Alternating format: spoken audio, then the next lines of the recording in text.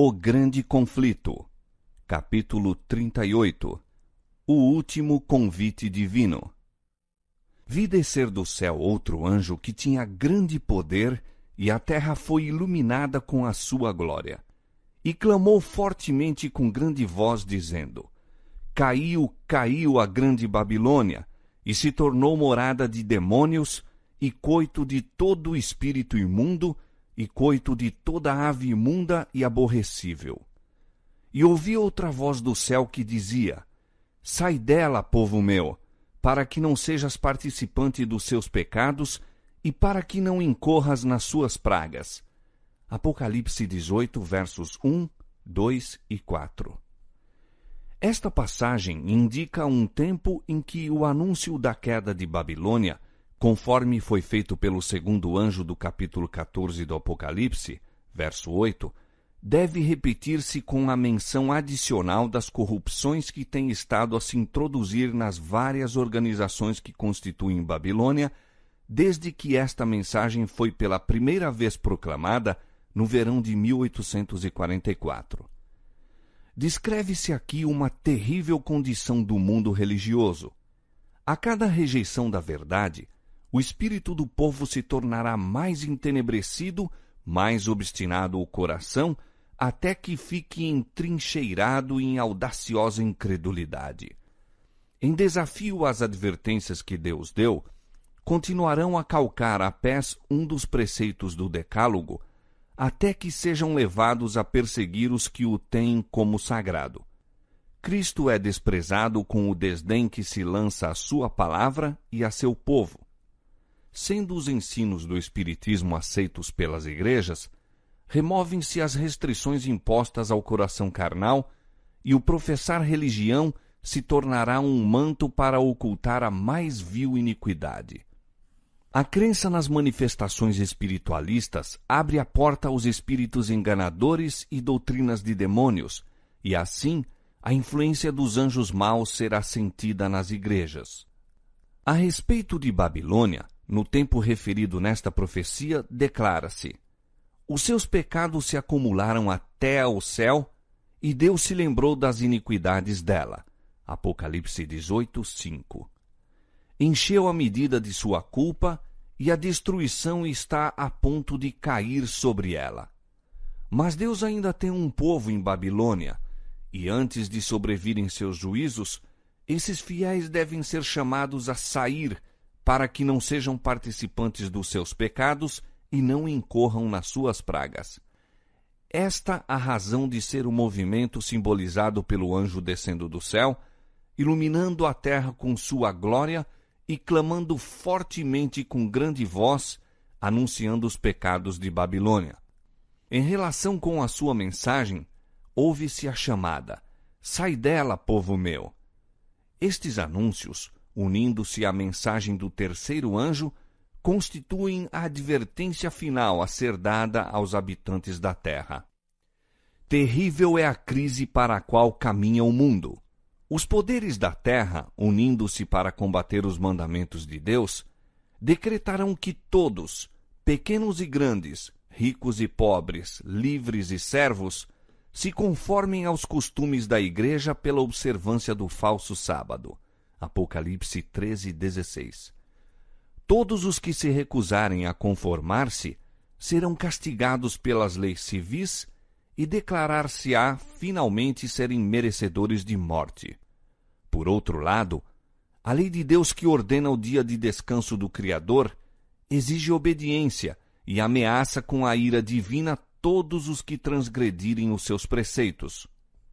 Esclarecido assim o assunto, quem quer que pise a lei de Deus para obedecer a uma ordenância humana, recebe o sinal da besta.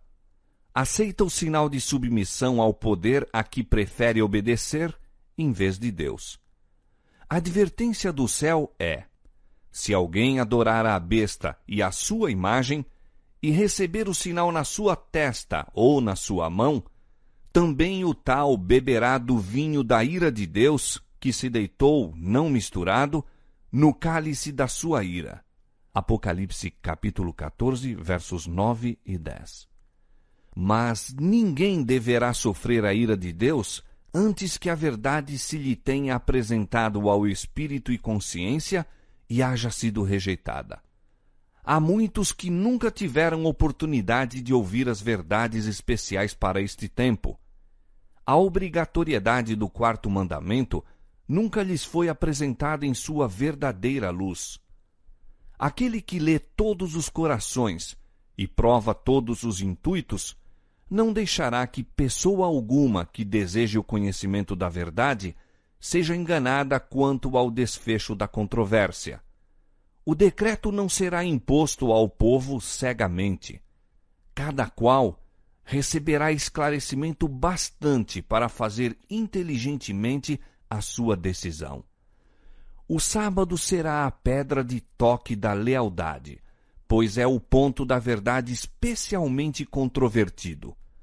Quando sobrevier aos homens a prova final, traçar-se-á a linha divisória entre os que servem a Deus e os que não o servem. Ao passo que a observância do sábado espúrio em conformidade com a lei do Estado, contrária ao quarto mandamento, será uma declaração de fidelidade ao poder que se acha em oposição a Deus, é a guarda do verdadeiro sábado, em obediência à lei divina, uma prova de lealdade para com o Criador. Ao passo que uma classe, aceitando o sinal de submissão aos poderes terrestres, recebe o sinal da besta, a outra, preferindo o sinal da obediência à autoridade divina, recebe o selo de Deus. Até aqui, os que apresentavam as verdades da mensagem do terceiro anjo foram muitas vezes considerados como simples alarmistas. Suas predições de que a intolerância religiosa alcançaria predomínio nos Estados Unidos, de que a Igreja e o Estado se uniriam para perseguir os que guardam os mandamentos de Deus, foram declaradas sem fundamento e absurdas. Afirmou-se confiantemente que esse país jamais se poderia tornar outro que não o que tem sido, defensor da liberdade religiosa. Mas, ao ser a questão da obrigatoriedade da observância do domingo amplamente agitada, vê-se aproximar o fato há tanto tempo duvidado e descrido, e a terceira mensagem produzirá um efeito que antes não seria possível produzir. Em todas as gerações, Deus tem enviado seus servos para repreender o pecado, tanto no mundo como na igreja. Mas o povo deseja que se lhes falem coisas agradáveis, e a verdade clara e pura não é aceita. Muitos reformadores, ao iniciarem seu trabalho, decidiram-se a exercer grande prudência ao atacar os pecados da igreja e da nação. Esperavam, pelo exemplo de uma vida cristã pura, fazer voltar o povo às doutrinas da Bíblia. Mas o Espírito de Deus veio sobre eles, assim como viera sobre Elias, impelindo-o a repreender os pecados de um rei ímpio e de um povo apóstata. Não podiam conter-se de pregar as claras asserções da Escritura Sagrada, doutrinas que tinham sido relutantes em apresentar. Sentiam-se forçados a declarar zelosamente a verdade e o perigo que ameaçava as almas. As palavras que o Senhor lhes dava, eles as falavam sem temer as consequências, e o povo era constrangido a ouvir a advertência. Assim será proclamada a mensagem do terceiro anjo. Ao chegar o tempo para que ela seja dada com o máximo poder, o Senhor operará por meio de humildes instrumentos, dirigindo a mente dos que se consagram ao seu serviço. Os obreiros serão antes qualificados pela unção de seu espírito do que pelo preparo das instituições de ensino. Homens de fé e oração serão constrangidos a sair com zelo santo, declarando as palavras que Deus lhes dá.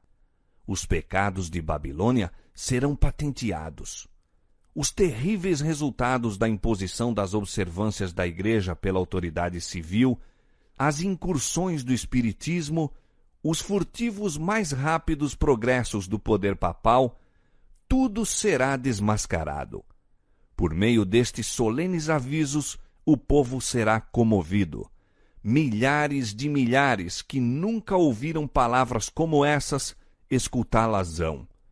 Com espanto ouvirão o testemunho de que Babilônia é a igreja, caída por causa de seus erros e pecados, por causa de sua rejeição da verdade enviada do céu a ela.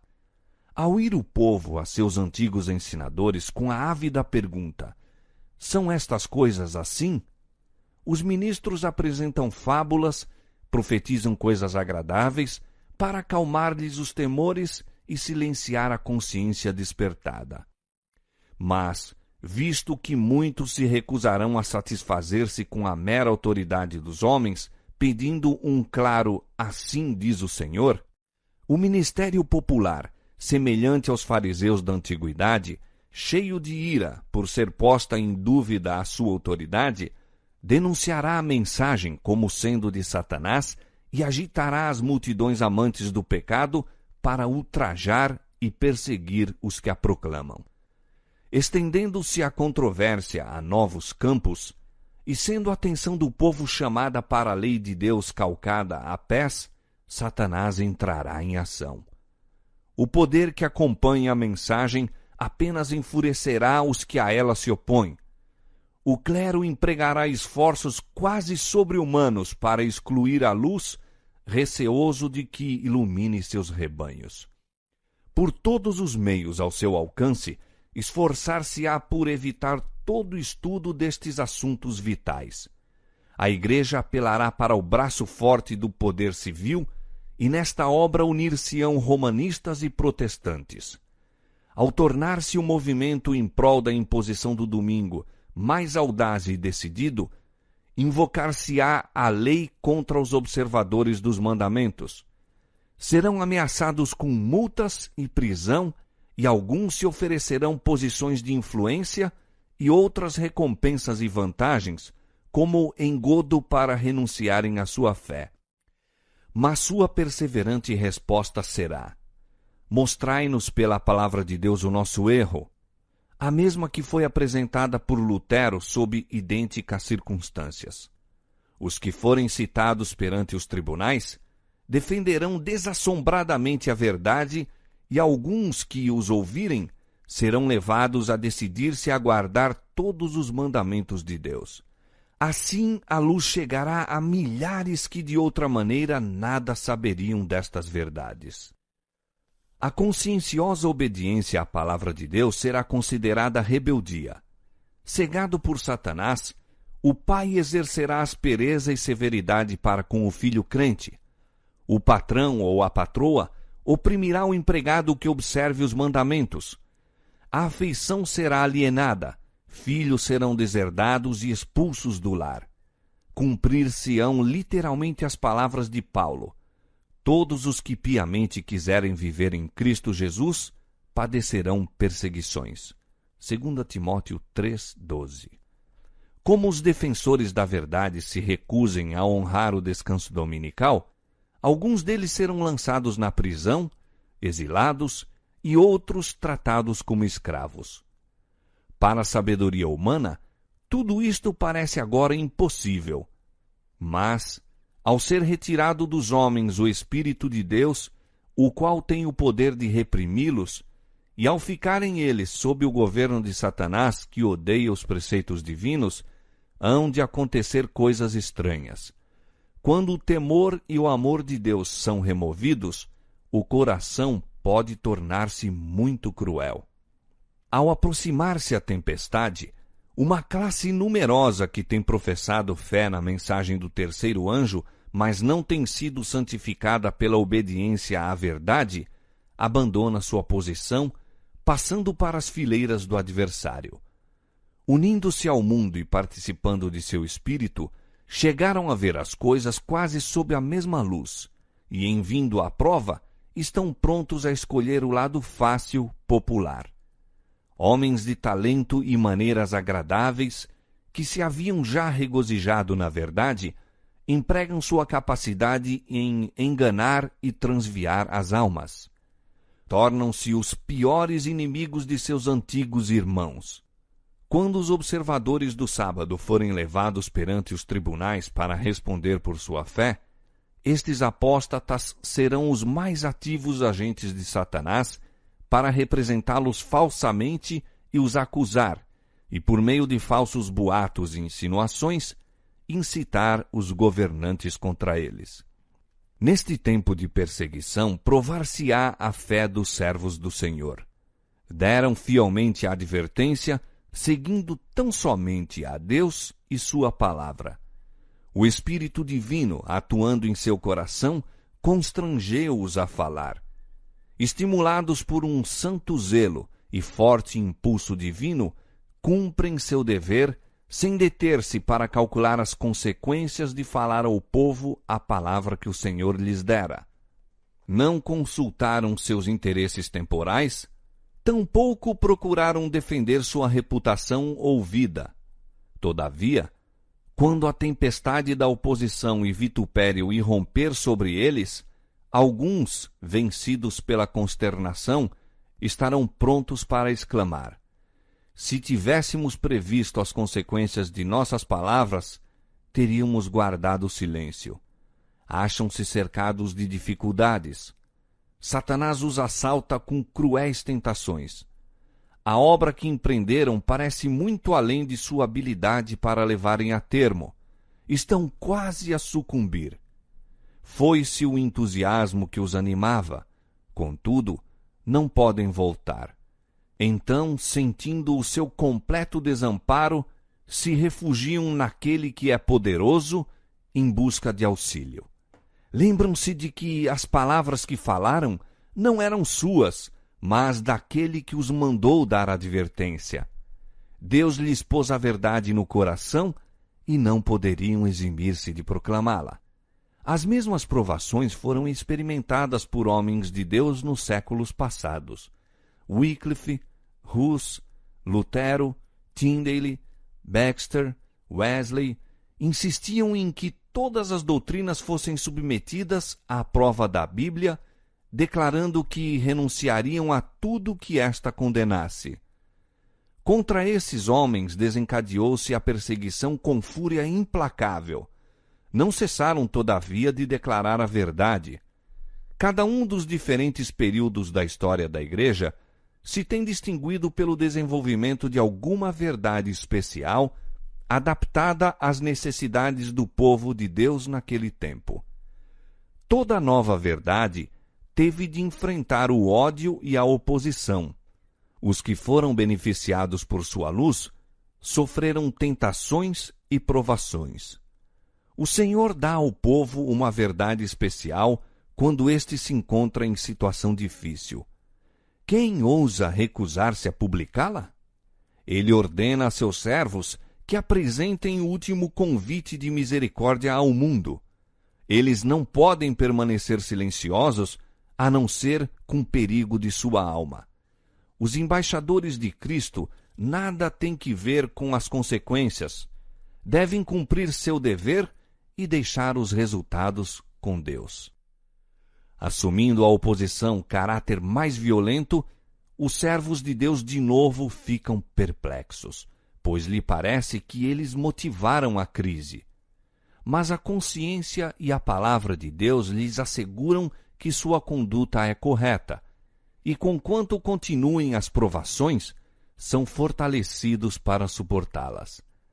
A luta se torna mais renhida e acirrada, mas a sua fé e coragem aumentam com o perigo. Seu testemunho é: não ousamos tentar alterações na palavra de Deus, dividindo a sua santa lei, dizendo ser essencial uma parte ou outra não, com o fito de alcançar o favor do mundo. O Senhor a quem servimos é capaz de nos livrar. Cristo venceu os poderes da terra. A recear-nos-emos de um mundo já vencido? A perseguição, em suas várias modalidades, é o desenvolvimento de um princípio que subsistirá enquanto existir Satanás e tiver o cristianismo poder vital. Ninguém poderá servir a Deus sem atrair contra si a oposição das hostes das trevas. Anjos maus o assaltarão, alarmados de que a sua influência lhes esteja arrebatando a presa. Homens maus, reprovados pelo seu exemplo, unir-se-ão àqueles procurando separar de Deus tal pessoa por meio de sedutoras tentações. Quando estas não surtem o efeito esperado, recorre-se ao poder compulsório para forçar a consciência.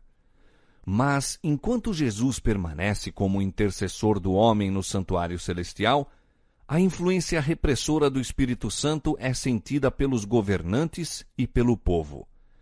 Essa influência governa ainda, até certo ponto, as leis do país. Não fossem estas, e a condição do mundo seria muito pior do que ora é. Conquanto muitos de nossos legisladores sejam ativos agentes de Satanás, Deus também tem os seus instrumentos entre os principais homens da nação. O inimigo incita seus servos a que proponham medidas que estorvariam grandemente a obra de Deus. Mas estadistas que temem o Senhor são influenciados por santos anjos para que se oponham a estas propostas com argumentos irretorquíveis. Assim, um pugilo de homens sustará poderosa corrente de males. A oposição dos inimigos da verdade será restringida a fim de que a mensagem do terceiro anjo possa efetuar a sua obra. Quando for dada a advertência final, prenderá a atenção das pessoas influentes por meio de quem o Senhor está agora a operar, e algumas delas a aceitarão e manter-se-ão com o povo de Deus durante o tempo de angústia. O anjo que se une na proclamação da mensagem do terceiro anjo deve iluminar a terra toda com a sua glória. Predisse com isto uma obra de extensão mundial e de extraordinário poder. O movimento adventista de 1840 a 1844 foi uma manifestação gloriosa do poder de Deus. A mensagem do primeiro anjo foi levada a todos os postos missionários do mundo e, em alguns países, houve o maior interesse religioso que se tem testemunhado em qualquer nação desde a reforma do século XVI. Mas isto deve ser superado pelo poderoso movimento sob a última advertência do terceiro anjo. Esta obra será semelhante à do dia de Pentecoste. Assim como a chuva temporã foi dada no derramamento do Espírito Santo no início do Evangelho para efetuar a germinação da preciosa semente, a chuva serôdia será dada em seu final para o amadurecimento da seara. Conheçamos e prossigamos em conhecer o Senhor, como a alva será a sua saída, e ele a nós virá como a chuva serôdia que rega a terra. Oséias 6, 3. E vós, filhos de Sião, regozijai-vos e alegrai-vos no Senhor vosso Deus, porque ele vos dará ensinador de justiça e fará descer a chuva, a temporã e a serôdia. Joel 2, 23. E nos últimos dias acontecerá, diz Deus, que do meu espírito derramarei sobre toda a carne. E acontecerá que todo aquele que invocar o nome do Senhor será salvo. Atos capítulo 2, versos 17 e 21. A grande obra do Evangelho não deverá encerrar-se com menor manifestação do poder de Deus do que a que assinalou o seu início. As profecias que se cumpriram no derramamento da chuva temporã no início do Evangelho devem novamente cumprir-se na chuva serôdia no final do mesmo. Eis aí os tempos do refrigério que o apóstolo Pedro esperava quando disse: Arrependei-vos, pois, e convertei-vos, para que sejam apagados os vossos pecados e venham assim os tempos do refrigério pela presença do Senhor, e envie ele a Jesus Cristo. Atos capítulo 3, versos 19 e 20. Servos de Deus, com o rosto iluminado e a resplandecer de santa consagração, apressar-se-ão de um lugar para outro para proclamar a mensagem do céu. Por milhares de vozes em toda a extensão da terra será dada a advertência. Operar-se-ão prodígios, os doentes serão curados, e sinais e maravilhas seguirão aos crentes. Satanás também opera com prodígios de mentira, fazendo mesmo descer fogo do céu à vista dos homens. Apocalipse 13:13. Assim, os habitantes da terra serão levados a decidir-se. A mensagem há de ser levada não tanto por argumentos, como pela convicção profunda do Espírito de Deus. Os argumentos foram apresentados. A semente foi semeada e agora brotará e frutificará. As publicações distribuídas pelos missionários têm exercido sua influência. Todavia, muitos que ficaram impressionados foram impedidos de compreender completamente a verdade ou de lhe prestar obediência. Agora, os raios de luz penetram por toda a parte.